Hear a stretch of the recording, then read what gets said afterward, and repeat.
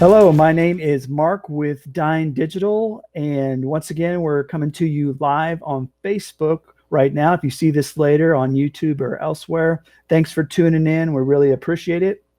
We're trying to do as much as we can to support the restaurant industry during this time. And as far as Dine.Digital is concerned, we try to help the restaurant industry, especially fine dining and those types of restaurants and independent restaurants, with their marketing efforts.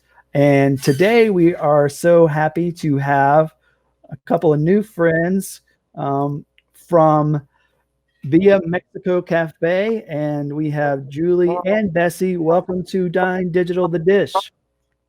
Hello, Hi, my friends. How welcome. are you? Hello. Thank you so much, Mark, for having us here. Yeah, we're going to switch up the screen so we can see more of you and less of me. Thank, Uh, Thank you. so you and guys we're are you're the stars of the show today. As always on The Dish, it's about the restaurants. And so we're going to jump right into it and let you guys talk about who you are and what you do with Villa Mexico Cafe.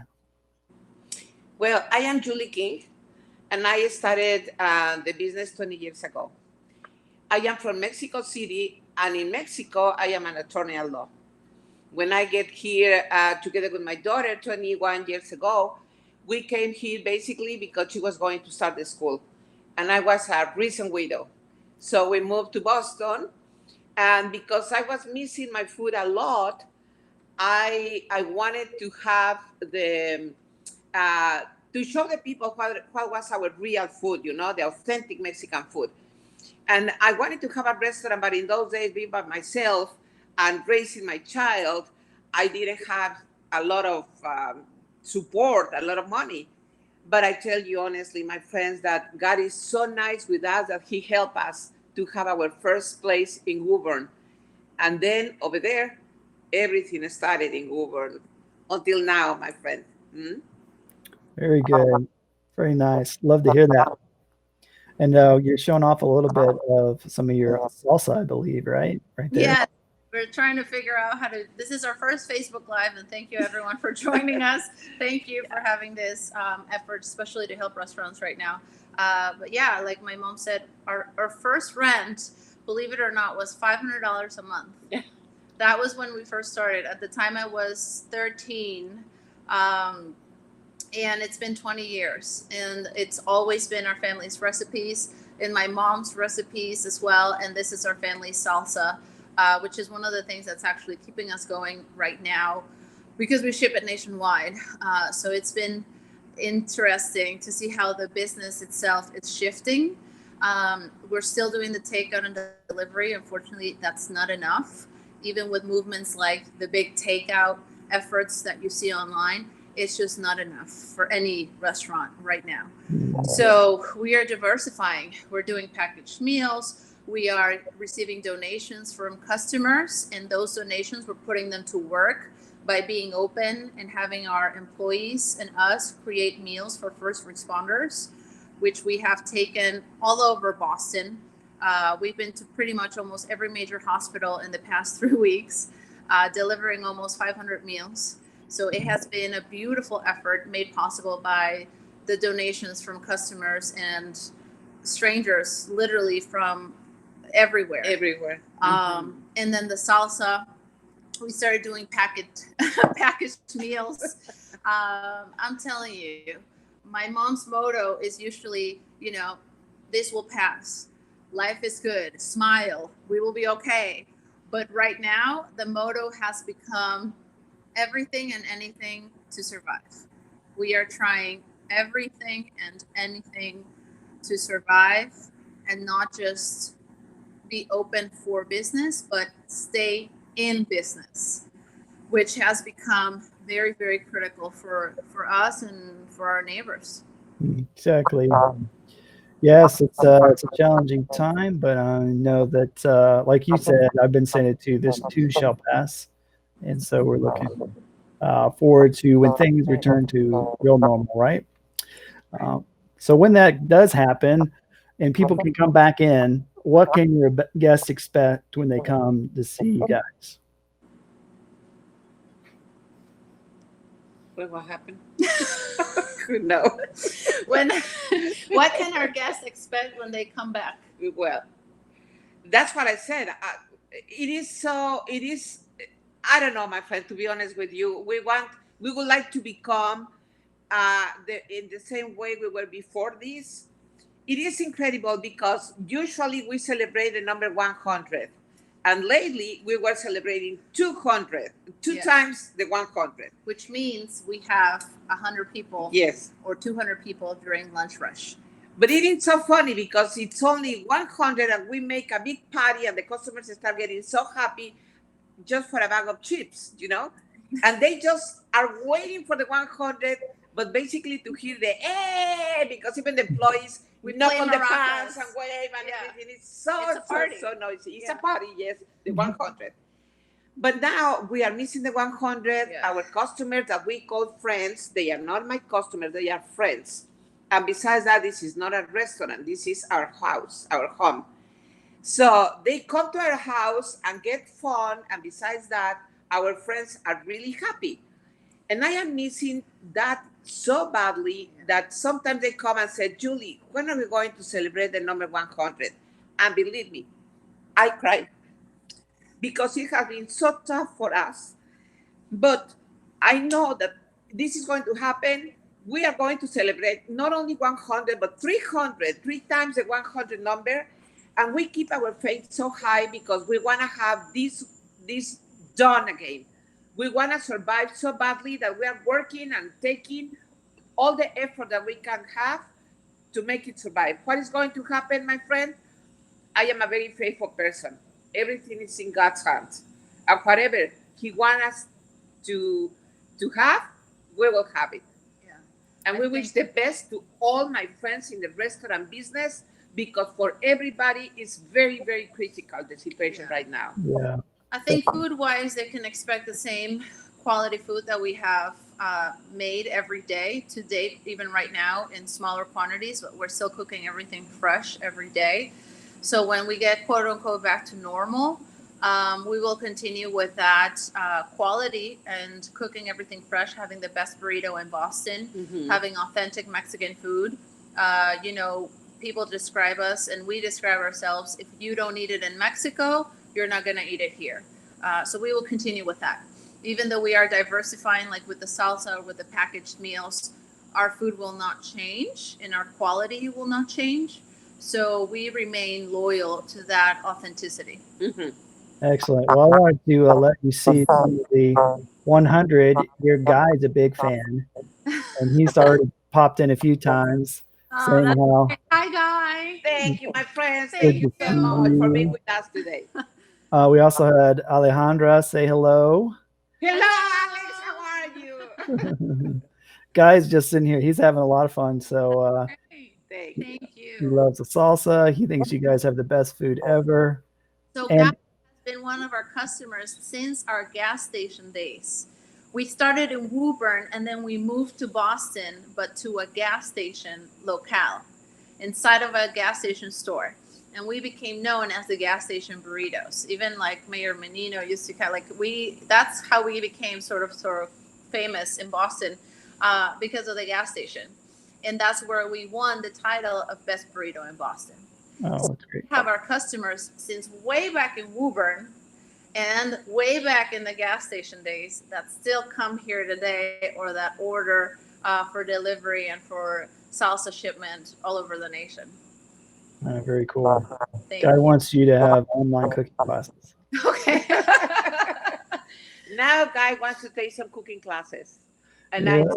yes, we are going to put it together and we are going to do that. That is our next project. Diversifying. To give cooking classes as well. Yeah. Very cool. Very cool. You guys have been kind of filling us in to a certain extent. Is there anything else that's unique to you guys that you'd like to share? I think what makes us unique, in addition to the authenticity in the food, we are we're one of the very few businesses that are owned by immigrants. I was born here, but I was raised in Mexico City. My mom is a Mexican citizen. So we are Mexican Americans. And We're owned by immigrants, but not only that, we're owned by women because my mom founded the business. I am now part of the business, and it's a family business. So on those three fronts, they are each such a particular category, and each of those makes us particularly unique because when people come here, the first thing they ask is, who's the cook? And they see Mexicans cooking Mexican food. The second thing they ask is, who's the owner? And they see women, and half of the people don't believe it, to be honest. I don't know how my mom started a business 20 years ago by herself and has been able to remain this long, because women in business are simply still not respected and not brought to the table, especially in the restaurant industry. It is so hard to be taken seriously as a woman in a restaurant. And third of all, family. When they come in here and they ask, who are you both? Because they hear the laugh, they hear the shouts, they hear the good, they hear the bad. Fights. Exactly. It's everything. Because this is our house. We're here. Yeah.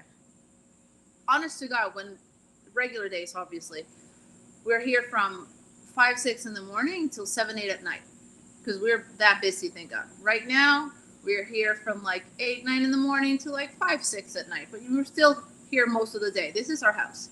So you get such a plethora of experiences when you come in that those three elements make us very, very unique and different to any other establishment in Boston. Very cool. All right, we have another comment from Carlos. It's a great example of women working hard, putting love into those rich burritos day by day. Thank you. Thank you, Carlos. You're wonderful. Thank you, my dear. Awesome. All right. So moving right along. So there's something on the menu, on your regular menu, when people are able to come through the door. What's that thing you're going to tell them you have to try this? Well, like my daughter just said, we have when I have my first place, I used to cook, because we have a sit-down restaurant, and I used to cook the albondigas in morita pepper or the picadillo, which is like ground beef, and it comes with capers, and it comes with olives, and it comes with a shredded tomato, and we cook it very slow. And this is the best dish ever that I am thinking to put it in the menu to please our customers, And whenever we try something new, we always give them a little taste to them, a little taco, and they taste it and they try it, and we always ask for their opinion. So I'm thinking to include this in our menu, and on Fridays is our specialty day. When I cook chiles rellenos and enchiladas, that's what my customers miss a lot. Right now, we cannot cook it because by the time they get home, instead of enchiladas, they will become chilaquiles, because they're going to be all wet and always mashed, So, but I think from a regular menu, we have a sample here. It's like that authenticity. So we have cactus salad, which people generally wouldn't think about. So this is a cactus salad. All right. See the pieces that are green. That is the actual cactus. It's a cactus leaf, and it's the process. You get it, you cut it, you boil it. So items like that. Or tamales, we make our own tamales. Or, the flan or the tres leches, desserts that we also make here. It's not just the burritos or the salsa that make us unique, is that we actually cook authentic Mexican food, or we have those specials for Friday, which my mom is thinking about bringing back into the everyday menu if there is enough demand for them. Because, again, these are dishes that take longer, that are a little more expensive. So we need to see if there will be a market for it. But I think when people come in and they realize that Mexican food isn't just all spicy, or it always has cilantro or sour cream, or they put some sort of dairy in the guacamole. We have vegans here that love to eat here because they never realized Mexican food had so many vegetarian options. And I think that's also what they need to consider. Just look at the whole menu. Don't just go for the burrito or the burrito bowl or the salsa and chips. Give a try to those items that look strange, but that are actually also delicious. They taste very good. That's right. And you will know new things, that you can be excited about it. Authentic Mexican food. Mexican food. Yeah. Well, Esteban says his mouth is watering, so there you go. I see them. That's Yes, right, the yeah. comments are coming in here. Yeah. So Sandra, I Oh, guess that's she's getting hungry as well. Very good. thank All you. right. Um, okay, so you guys have done it. You started up the restaurant. How about some advice for those that would be looking to get into the restaurant industry as well? Oh, um, The first thing I can say, my friend, because that happened to me and it's in accordance with my experience. And let me tell you something funny. When I started my first restaurant, I have a group of young guys that they were working in Arlington. So from Woburn to Arlington, it is like a little far, you know. But they used to go there almost every day because they love the food in there. And I was in my early 40s and I started having my whites in my head. So because I have a lot of confidence on them, I said, you know what? Somebody from Colombia brought me a kind of color to put it in my hair, and instead to put it all in one color, my whites are going to turn like a lights, highlights, you know, like a little red.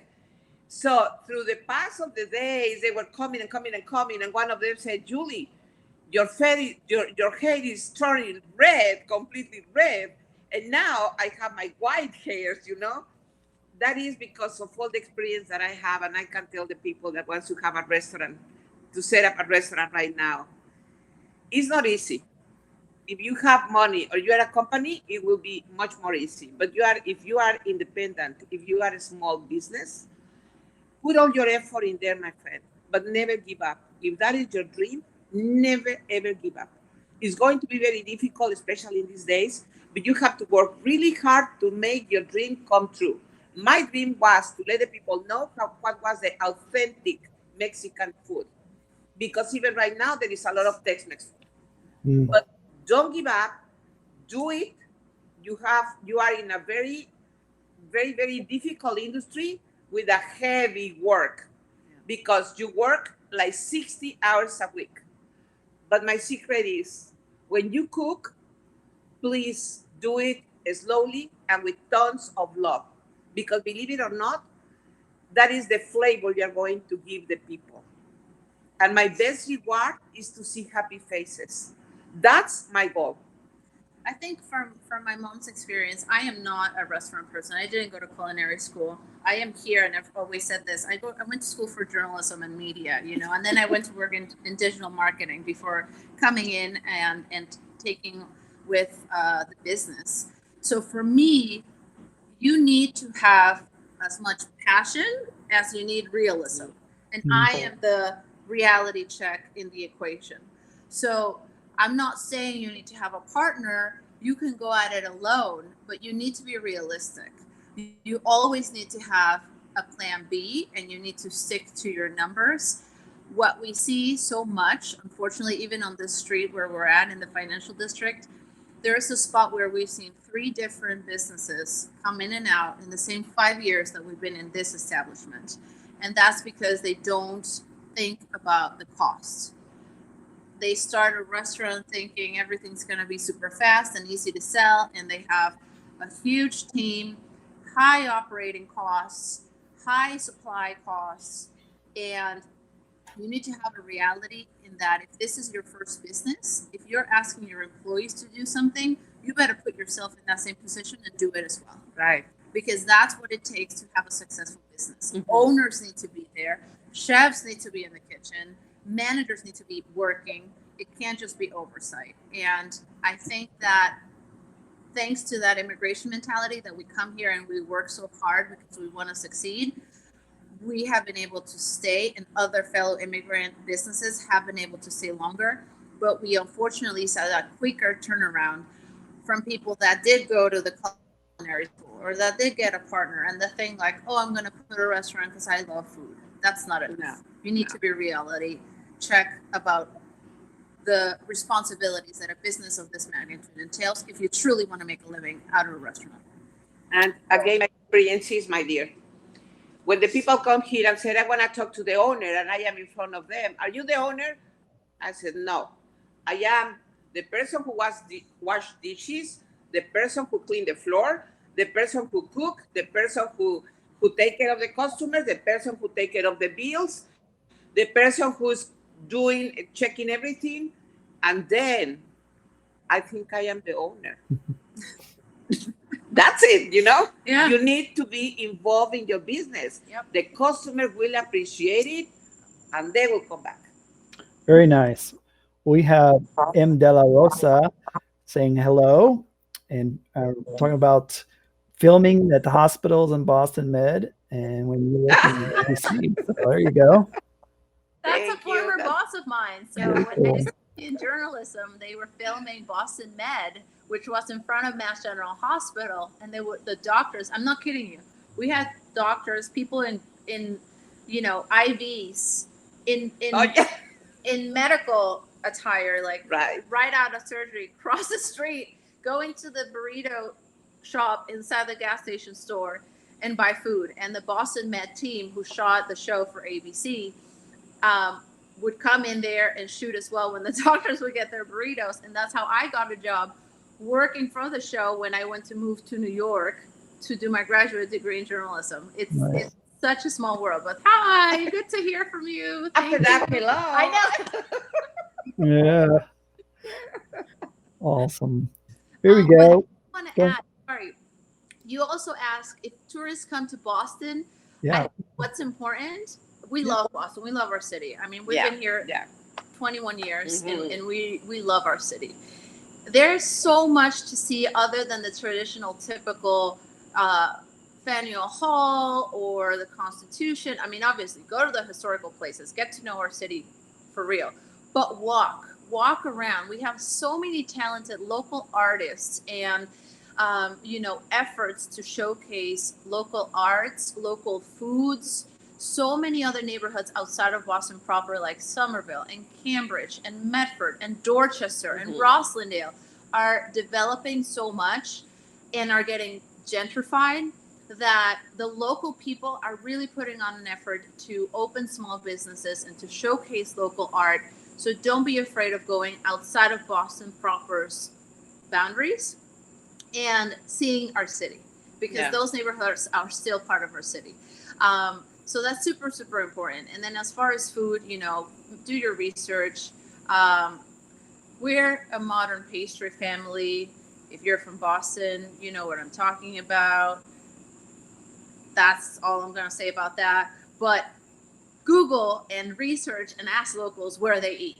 Don't just go to the places that are recommended on your TripAdvisor or on your Yelp, because we're such a diverse city. And we need that diversity to be supported. Very cool. I like it. Here's another question as it relates to the restaurant industry. What's something that if you could change it, what would it be? Well, I think right now, because of what we're seeing, I personally am very frustrated. My mom's very diplomatic, and for a reason, she's been able to maintain this business for so long because she can build friendships.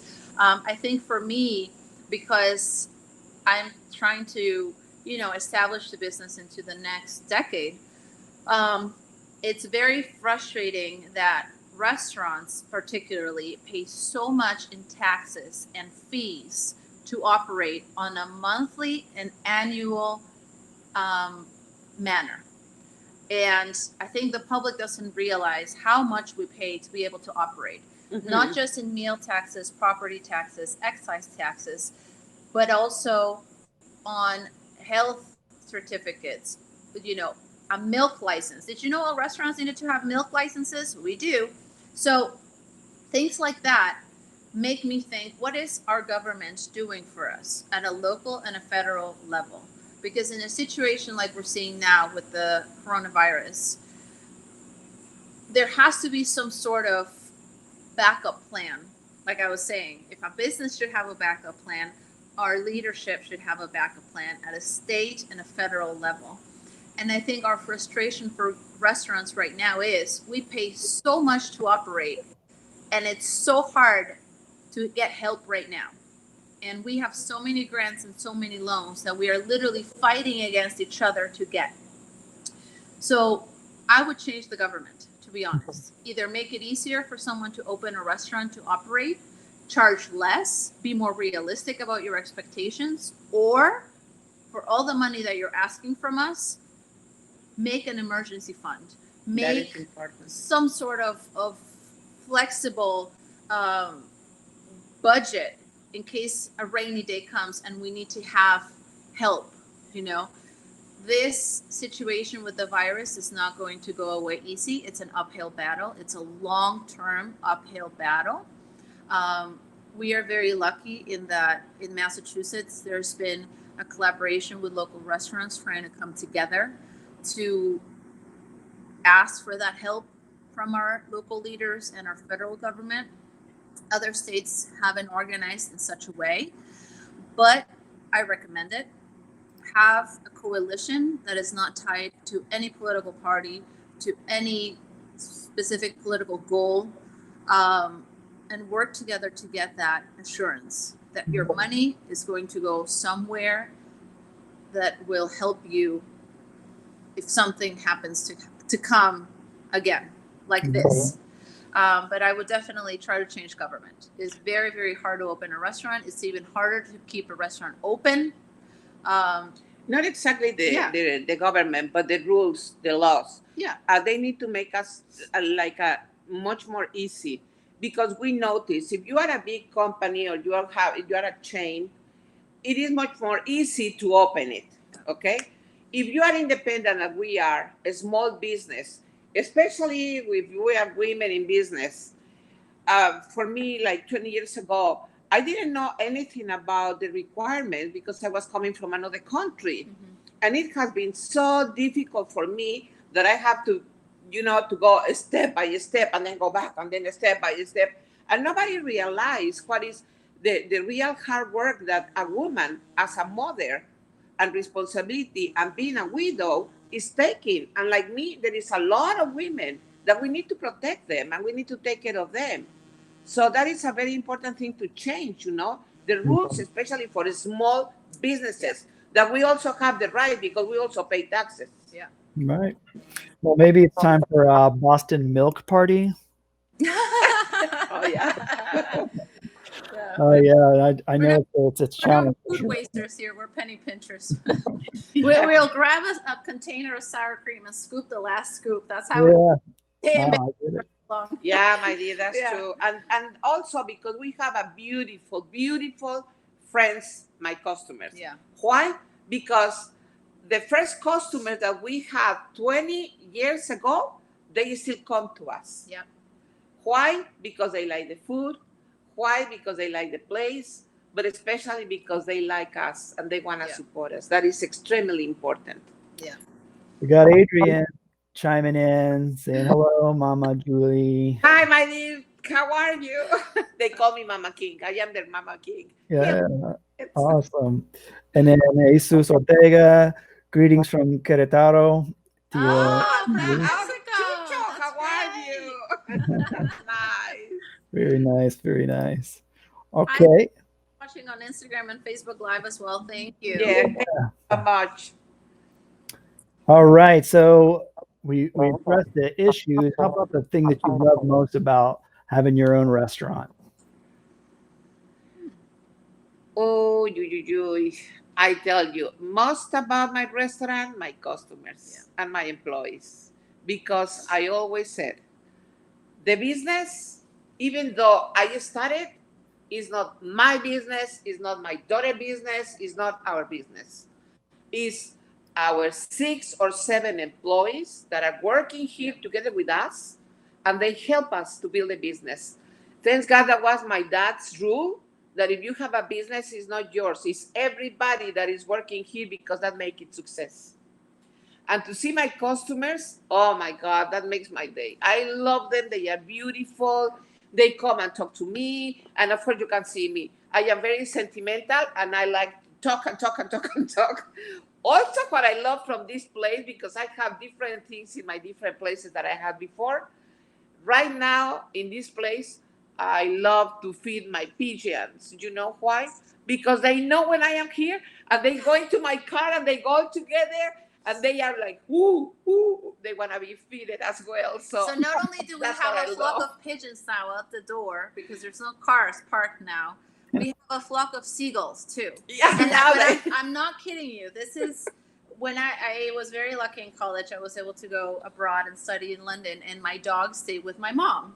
And my mom swore to me that by the time I was back, she would teach my dog to speak, and she would be a proper trained dog. Well, I kid you not. I came back, and my mom would speak to Peanut, our dog, who now passed away. She lived 17 years with us. And she would say, Peanut, let's go. And Peanut would answer. Like she would react. So the pigeons now that she has here, she gets off the van and they know that it's her. And they start flocking around her. And now we have a system where the seagulls stand in one side of the street and the pigeons sit on the other side of the street, and they each get their food. So, but they turn to be fed. Yeah, it's insane. So it's so funny. Now I'm hoping that the customers won't mind that, or when we're back, they will figure out how to put up with the seagulls and the pigeons because they still deserve some love and some food. They have the right to be here in the world as well. Exactly, but that's what we like. The memories that people. I think I second my mom. We have such amazing memories. I'm telling you, it's not easy. This month has been the hardest, I think, from 20 years, and that's saying a lot. We've been through a lot. I remember the week that we opened this restaurant, we would go to bed at like 12, 1 o'clock because we didn't know how much to cook. We had just opened this whole place up. And we would wake up at 4 or 5 in the morning, come back in here and it was like 2 weeks of total unrest because we were getting used to everything again. And we were so tired, our employees and us, obviously. But this month has been so difficult in a different way that thinking of our customers and getting their emails and seeing them just come in and say hello, getting their donations, that makes it worth it even right now. I think that is the reason why you have a restaurant, because it's tough work, but it's so fulfilling when you find people that actually like what you do. Yeah. We had Alejandra Duran also chime in. She went all the way Spanish. So, hello, Ale. Gracias. Thank you. Very good. All right. So we're coming to the end of our time together, but we do have our show off your dish portion. I know you already did a little preview of one of your salads.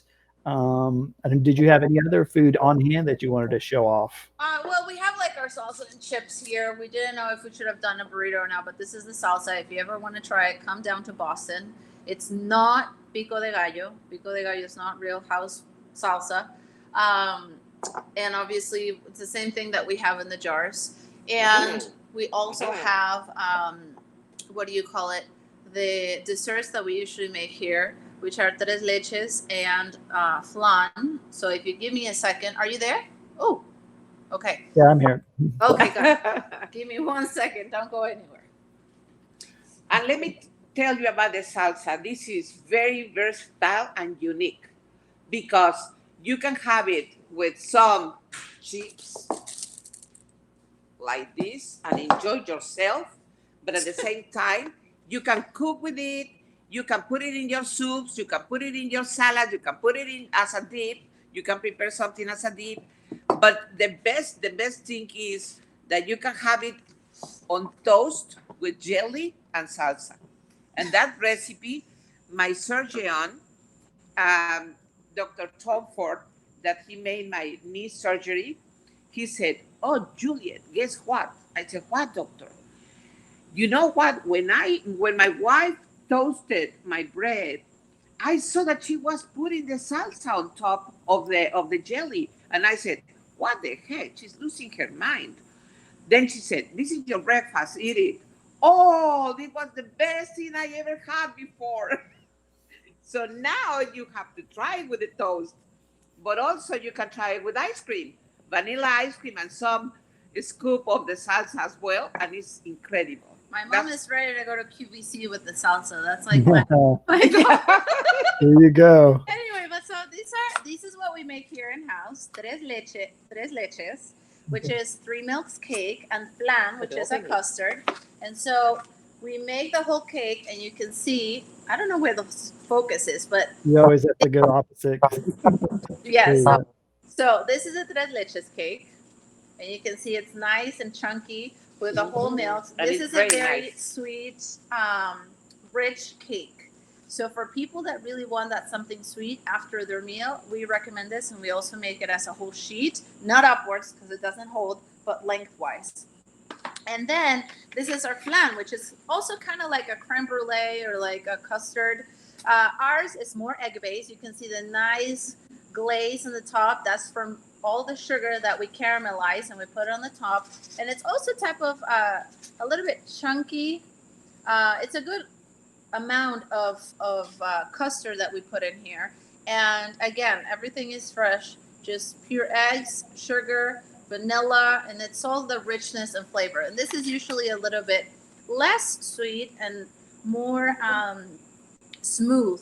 So think of it like a thicker yogurt almost, but it almost melts in your mouth. It's very, very nice. The consistency is very good, So those are our two dessert options that people generally don't consider when they come to takeout restaurants, because it's just, you know, the salty food, lunch, in and out. But these two items are actually very popular in our menu, and we didn't expect that people would order them during this pandemic.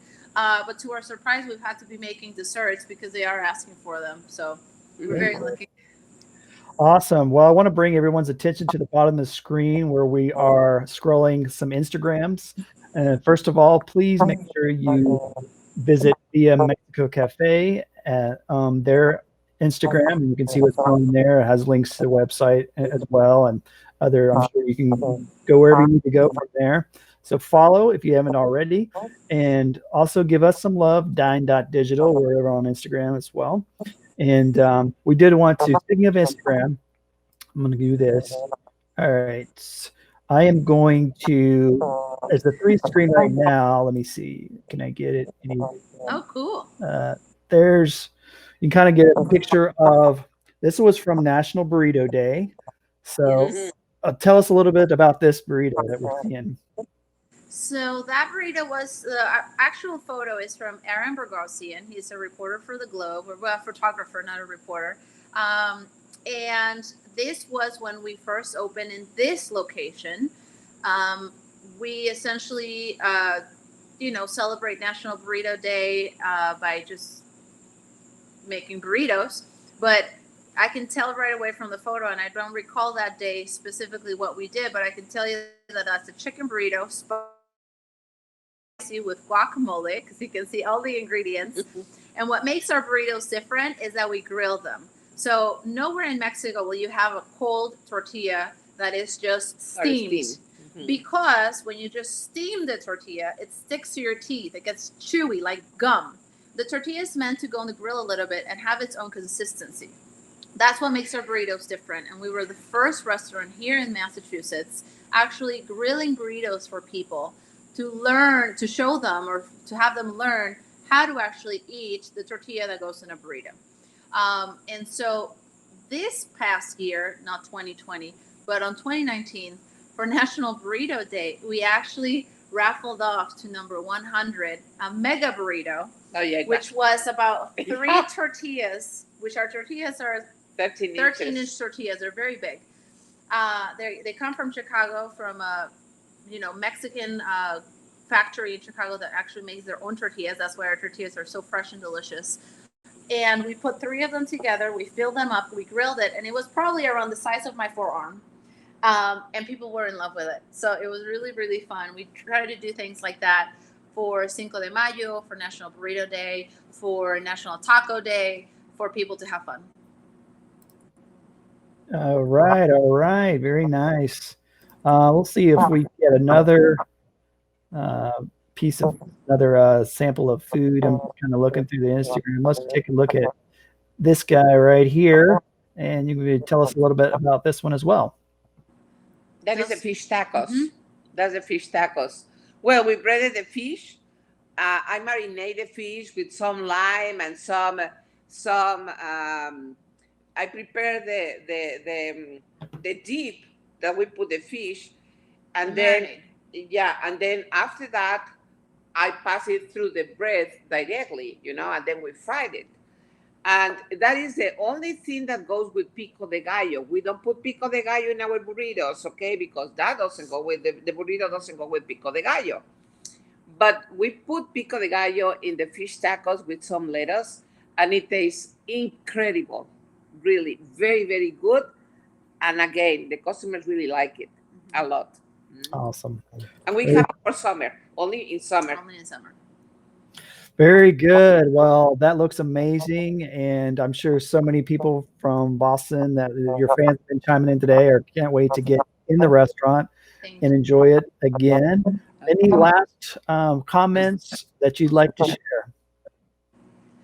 Final comments. I think, well, first off, thank you for having this effort to showcase restaurants during these moments. It really does help. So thank you very much for thinking of this and for having us today. And I think for me, it's just right now we are, as we said before, continuing to try everything and anything to stay in business. And that is our main goal.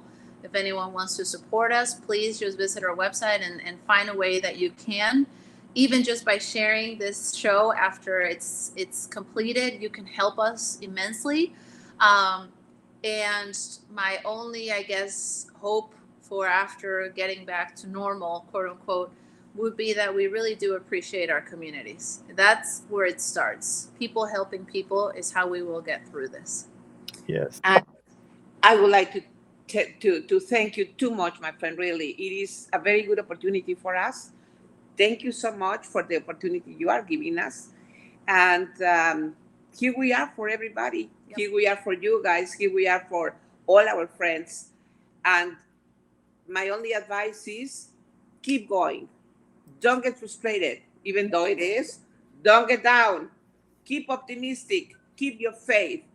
Because don't forget that the sun covers everybody. And we can make it. We can make it. Thank you, my friend. Yes. I saw a guy just shared a GoFundMe to keep Mexico open. Yeah. So that's available. Yep, we have a GoFundMe going. We, like I said, we're shipping the salsa nationwide. We have the packaged meals. Yep, we're everything and anything. Yes. Well, I want to thank you guys for bringing great, authentic Mexican food to the Boston area, and the fact that people all over the nation can get a little sample of it through your salsa. Continue to do what you do and bringing happiness to your community and helping out. You all are doing your part, and really thankful for that. And for everybody else, thanks for tuning in. If you're watching this on the replay, please share and get the word out to help these guys as much as possible and support your local businesses. We're here for each other during this time. And we're so glad that you were able to join us, Julie and Bessie. We appreciate you. And that's going to be all for now. And y'all stay safe, and we'll talk. Thanks for watching. Thank you, my friends. Thank you so much. God bless you. Thank you.